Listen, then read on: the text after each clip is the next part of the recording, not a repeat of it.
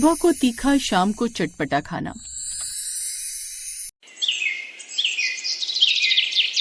गर्मा गर्म तीखे तीखे पोहे बनाकर तैयार कर दिए और उसमें हरी हरी मिर्च अभी डाल दी है माँ जी की। आज तो इस खाने में कोई बुराई निकाल ही नहीं पाएंगी। और साथ में ये भुनी हुई मिर्ची भी पूरियों के साथ तैयार कर दी है।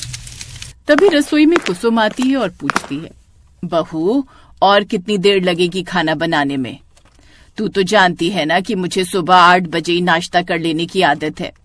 मम्मी जी, जैसा आपको पसंद है सब कुछ तीखा खाना बनाकर तैयार कर दिया है, लेकिन आपको याद है ना कि मुझे कुछ चटपटा खाना अच्छा लगता है। मैं शाम को अपनी पसंद का खाना बनाऊंगी।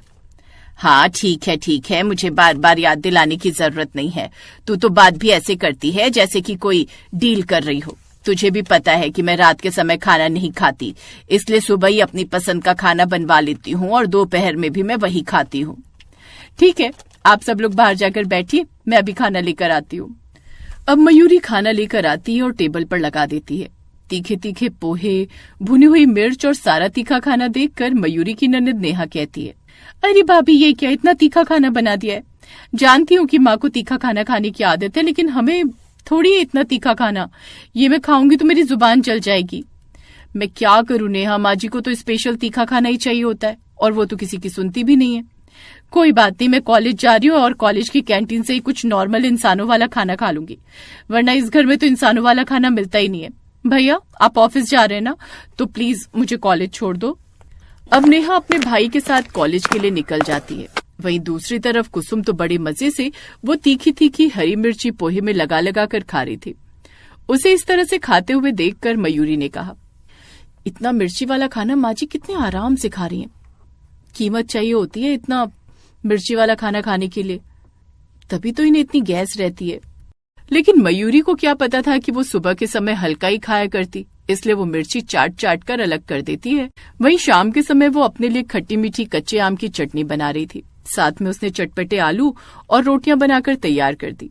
थोड़ी देर में खाना टेबल पर लगा और मयूरी के ससुर अशोक ने कहा, मयूरी बेटा, ये कच्चे आम की खट्टी मीठी चटनी तो बहुत अच्छी लग रही है और ये चटपटे आलू भी बहुत बढ़िया बनाया तुमने। बचपन में खाए थे ऐसे? हाँ भाभी, अच्छा लग रहा है। माँ अभी खाकर देखो ना। जानती हूँ कि आप रात के समय खाना नहीं खाते, सिर्फ 1 गिलास दूध पीते हो, पर एक बार ये खाकर तो देखो। अब तुम इतना बोल रहे हो तो ठीक है, मैं खाकर देखने को तैयार हूँ। कुसुम ने इतना कहा और उसके बाद जैसे ही उसने खट्टे मीठे आम की सब्जी खाकर देखी तो तुरंत ही उसके दांतों में दर्द हो गया और वो बोली, कोई इंसान इतनी खट्टी मीठी सब्जी खा सकता है क्या? इतना खट्टा खाने से दांत खराब हो जाते हैं। तुम लोगों को इतना भी नहीं पता और बड़े शौक से खा रहे हो। उसके बाद कुसुम ने जैसे ही वो आलू की सब्जी खाकर देखी तो वो आलू बहुत ज्यादा चटपटे थे। इस खाने की तुम लोग तारीफ कर रहे हो, ये भी कोई खाना है क्या? कुसुम ये बोलकर खाने से उठकर चली गई।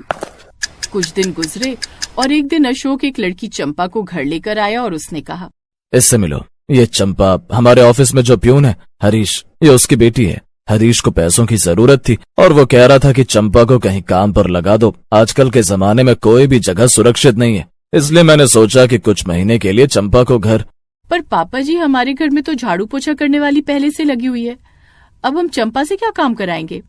अरे भाभी जी, मुझे खाना बनाना बहुत अच्छा आता है। आप लोग मेरे हाथों का खाना खाकर देखना, आपको बड़ा स्वाद लगेगा। मयूरी ये बात सुनकर बहुत ज्यादा खुश हो गई और मन ही मन बोली, इसका मतलब इस ससुराल में जो एक काम करना पड़ता है खाना बनाना, उससे भी छुट्टी मिल जाएगी। ये तो बेस्ट है। वहीं दूसरी तरफ कुसुम ने भी अपने मन में सोचा, फिर तो मैं सुबह के साथ साथ दोपहर और रात को भी अपना तीखा खाना खा सकती हूँ, कोई रोकेगा ही नहीं मुझे। इससे अच्छा तो कुछ हो ही नहीं सकता। बस फिर क्या था, चंपा को काम पर रख लिया जाता है और हर कोई उसे अपनी डिमांड बता देता है। वो सब लोगों के लिए उनके हिसाब से खाना बनाया करती। कुसुम के लिए ज्यादा मिर्ची वाला खाना और मयूरी के लिए तीखा और चटपटा खाना। मयूरी अपने लिए सारा तीखा चटपटा खाना शाम को बनवा लिया करती और कुसुम ढेर सारी मिर्ची वाला खाना सुबह ही बनवा कर तैयार करवा लिया करती। एक दिन कुसुम ने उसके हाथों का खाना खाया जिसमें बहुत ज्यादा मिर्ची थी। अरे बाप रे, ऐसा लग रहा है चंपा बेटा तूने पूरे महीने की मिर्ची का राशन एक ही सब्जी में डाल दिया। कितना ज्यादा तीखा है ये। आपने तो बोला था माँ जी जितना तीखा हो सके उतना बनाना, तो मैंने बना दिया। अब कुसुम अपनी इज्जत रखने के लिए वो तीखा खाना खा लेती है, वहीं शाम के समय जब मयूरी उसे खट्टा मीठा और चटपटा खाना बनाने के लिए कहती है तो वो इतना खट्टा मीठा और चटपटा खाना बना देती है कि मयूरी के दांत खट्टे हो जाते हैं। लेकिन परिवार के सामने वो मुस्कुराने लगती है। चंपा, तुम्हें नहीं लगता कि ये थोड़ा ज्यादा खट्टा मीठा या फिर चटपटा हो गया है? आपने तो बोला था कुछ स्पेशल बनाना, ज्यादा चटपटा बनाना, तो मैंने तो बस वही बनाया है। फिर क्या था, कुसुम और मयूरी को अपनी पसंद का खाना खा खा कर उनकी हालत खराब हो जाती है। दोनों ही एक नीचे की मंजिल और एक ऊपर की मंजिल के बाथरूम में चक्कर लगा रही थी। अगले दिन चंपा मयूरी के पास गई और बोली, बता दीजिए भाभी जी, क्या बनाना है सुबह के समय खाने में? चंपा, तुझे जो भी बनाना है तू वो बना ले, मुझसे पूछने की जरूरत नहीं है और ना ही मेरे बताने की हालत है। कुछ भी सिंपल सा बना ले, आज चटपटा और खट्टी मीठी को गोली मार। चंपा कुसुम के पास जाती है और उससे भी यही सवाल करती है। कुसुम भी पेट पकड़कर जवाब देती है, चंपा तू तीखा खाना तो रहने दे, वरना हमारे घर वालों के ऊपर लोन हो जाएगा। वो भी तीखा खाना खाने की वजह से अपनी मर्जी से कुछ भी सिंपल सा बना दे। अब चंपा रसोई में जाती है और अपनी समझदारी और घर वालों की हालत देखते हुए सिंपल से सादे दाल चावल और रोटी बनाकर तैयार कर देती है। साथ में उसने मिक्स वेजिटेबल का ठंडा ठंडा रायता भी रखा था, जिससे सब लोगों के पेट को आराम मिले। कुसुम ने जैसे ही हिम्मत करके 2 निवाले खाना खाए तो वो खुश हो गई। इस खाने में ज्यादा मिर्ची नहीं है, लेकिन फिर भी ये बहुत अच्छा लग रहा है। मिर्ची है इसमें लेकिन कम। मयूरी ने एक निवाला खाया और वो बोली, चंपा ने इसमें कच्ची खट्टी मीठी कैरी डाली है, लेकिन दाल के मसाले के साथ मिलकर वो ज्यादा खट्टी मीठी और अजीब नहीं लग रही। चंपा, ये बहुत अच्छा बना है। चंपा अपनी तारीफ सुनकर खुश हो गई और मुस्कुराते हुए जवाब दिया, दीदी हमें हर समय एक ही तरह का खाना नहीं खाना चाहिए। नहीं सुबह के समय ज्यादा मिर्ची वाला खाना अच्छा होता है, नहीं शाम के समय चटपटा। हर चीज का संतुलन होना चाहिए ना। ये बात तो गांव वाले भी जानते हैं, आप शहरी लोग ही नहीं समझ पाए। कहते हैं ना बेटा कि हर बात समझने के लिए कोई बड़ा झटका लगना चाहिए। वो दोनों झटका हमारे पेट को लगे हैं, लेकिन जो तू समझाना चाहती है वो हम अब समझ गए हैं।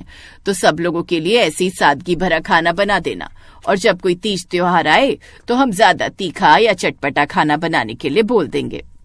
हाँ चंपा, सच में ये खाना खाकर ऐसा लग रहा है जैसे पेट को बहुत सुकून मिल रहा है, वरना ऐसा लग रहा था कि पेट में ज्वालामुखी है और वो खट्टे खाने का तीखा चटपटापन अभी भी मेरे दांत झेल नहीं पा रहे। मयूरी और कुसुम की बात सुनकर पूरा परिवार हंस पड़ता है और उसके बाद चंपा अब ऐसे ही सिंपल सा खाना बनाया करती। सुबह के समय कोई तीखे खाने का शेड्यूल नहीं था और शाम के समय न ही चटपटे खाने का। परिवार वालों का जब मन करता वो मांग लिया करते और चंपा भी उसे सूझबूझ के साथ बनाया करती।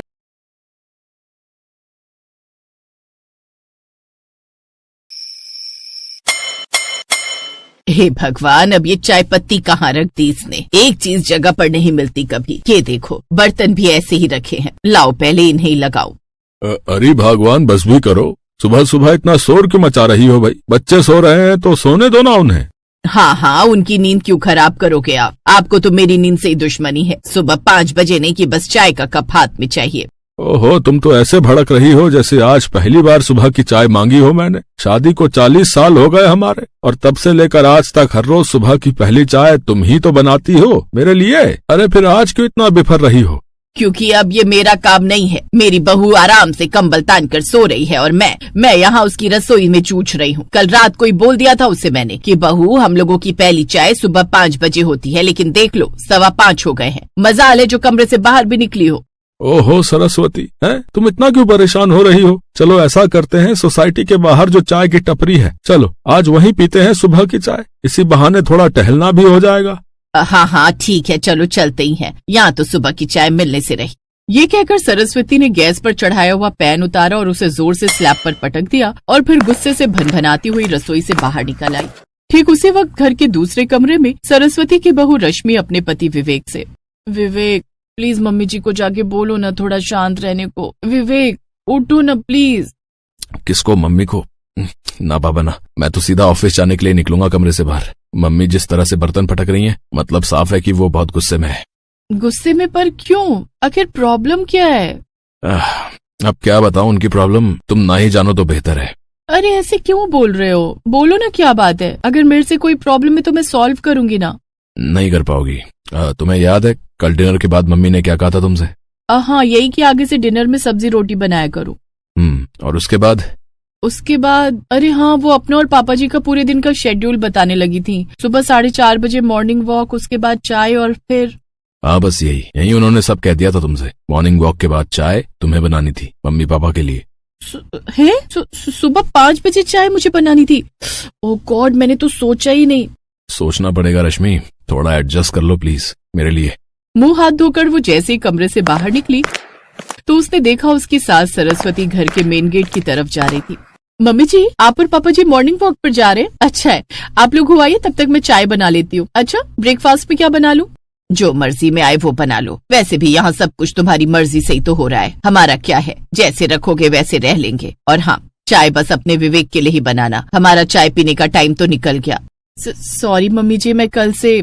रश्मि अपनी बात पूरी कर पाती उससे पहले ही सरस्वती मेन गेट से बाहर चली गई। रश्मि से नाराज रहने के पीछे सरस्वती के पास कई वजहें थी, जैसे कि विवेक और रश्मि की लव मैरिज, और इस सबसे ज्यादा रश्मि का मॉडर्न और खुले विचारों का होना सरस्वती को बड़ा खल रहा था।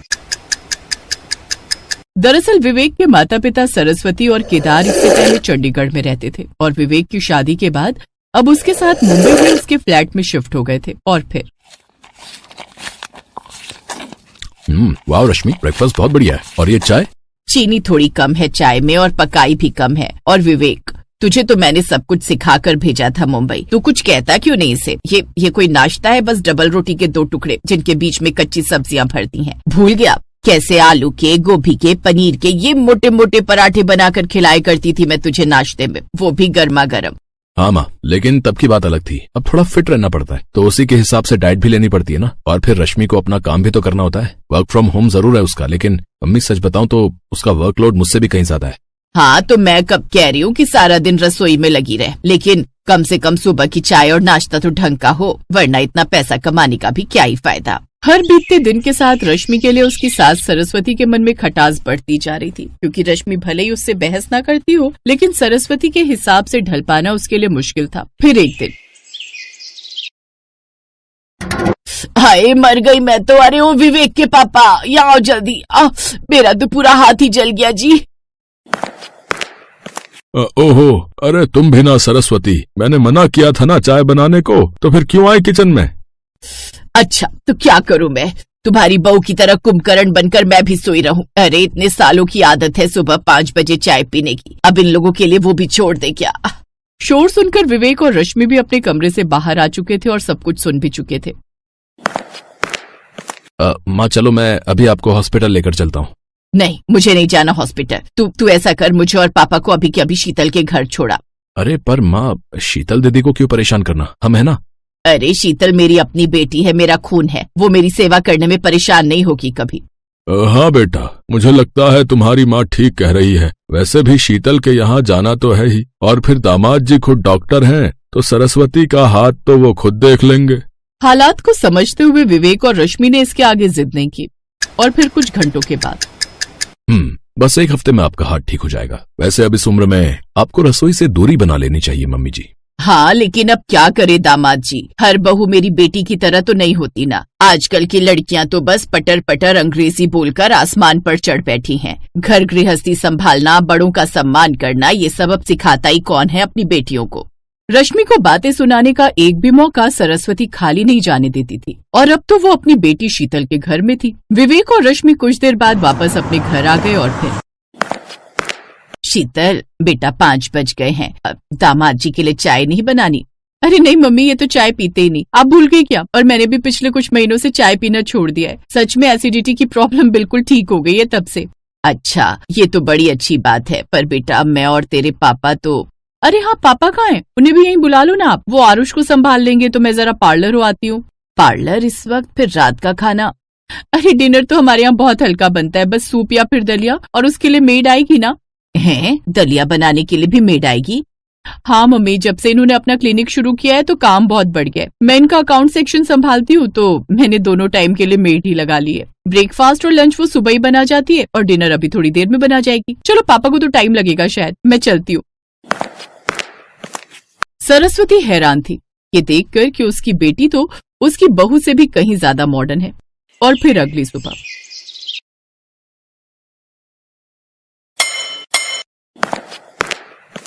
मम्मी आप इतनी रात को क्या कर रही हो किचन में? बर्तन क्यों पटक रही हो? रात कहाँ बेटा, सुबह के 5 बजने वाले हैं तो तेरे पापा और मुझे। ओफो मम्मी, ये आपकी चंडीगढ़ की पुरानी सोसाइटी नहीं है, ये मुंबई है। यहाँ 8 बजे से पहले सुबह नहीं होती, तो प्लीज आप भी जाकर सो जाइए और हमें भी सोने दीजिए। ये कहकर शीतल गुस्से में अपने कमरे में चली गई और सरस्वती कुछ पल बिना कुछ बोले वहीं खड़ी रही। और फिर उसी शाम, मम्मी पापा आप लोग तो कुछ दिन रुकने वाले थे ना मेरे पास, फिर आज ही क्यों जा रहे हो? जी हाँ चलिए ना, पहले ही बहुत देर हो गई है। सरस्वती और केदार सिर्फ एक दिन में ही विवेक और रश्मि के पास वापस लौट आए थे और फिर रात को सोने से पहले। मम्मी जी, आई नो कि मेरे कुछ तौर तरीके आपको पसंद नहीं, लेकिन प्लीज आप मुझसे नाराज मत होइए। मैं वादा करती हूँ मैं खुद को बदल दूंगी। मैं कल से हर रोज सुबह जल्दी उठ जाऊंगी और ठीक 5 बजे सुबह। नहीं बेटा, बदलना तो उसे चाहिए जो गलत हो, और वो मैं हूँ जिसे अपनी सोच बदलनी चाहिए।